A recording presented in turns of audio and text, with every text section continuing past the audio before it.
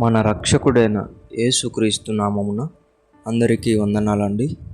ఈరోజు దేవుని మాటలు సామెతల గ్రంథము 9వ అధ్యాయము 11వ వచనము.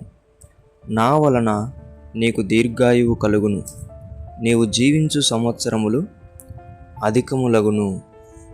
ప్రియమైన దేవుని బిడ్డలారా, మన అందరికీ ఒక ఆశ ఉంటుంది.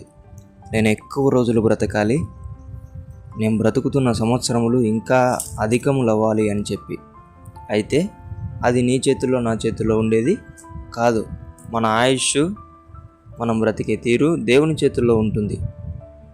కాబట్టి మనం సమయం ఎవరితో గడుపుతున్నాం అనేది ఒకసారి ఆలోచిస్తే మన ఆయుష్ పెరుగుతుందా లేదంటే మన ఆయుష్ తరిగిపోతుందా అనేది మనం బాగా తెలుసుకోవచ్చు. ఈ రోజుల్లో ఎక్కువ మంది మనుషులతో గడిపేస్తున్నారు.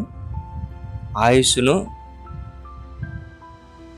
ఎలా ముగించుకుంటున్నారో వారికి అర్థం కాకోకుండా వారి ఆయుష్ ముగించేసుకుంటున్నారు. అయితే దేవునితో మనం సమయం గడిపే కొద్దీ, దేవునితో మనం సహవాసం చేస్తే నా వలన నీకు దీర్ఘాయువు కలుగును అనే మాట దేవుడు నీ జీవితంలో నెరవేరుస్తాడు. నీ సంవత్సరములు అధికములవుతాయి. ఎందుకంటే దేవునితో ఉంటే సంతోషంగా ఉంటే ఆరోగ్యంగా ఉంటే ఎక్కువ సంవత్సరములు బ్రతకగలుగుతాం.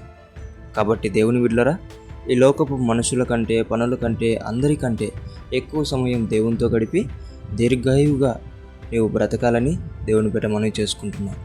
దేవుడి మాటలను దీవించునుగాక. ప్రార్థించుకుందాం. దేవా, మీకు వందనాలు, స్తోత్రాలు. తండ్రి, ఆశ అయితే ఉంది కానీ బ్రతకాలనే, కానీ బ్రతికించేది నువ్వు అని తెలుసుకోలేకపోయాం. ఇక నుంచి బ్రతికించేది నువ్వు కాబట్టి నీతోనే సమయం గడిపి దీర్ఘాయుసు పొందుకునే బిడ్డలుగా మమ్మల్ని నీవు ఆశీర్వదించమని యేసు నామములో ప్రార్థిస్తున్నాం తండ్రి. ఆమేన్.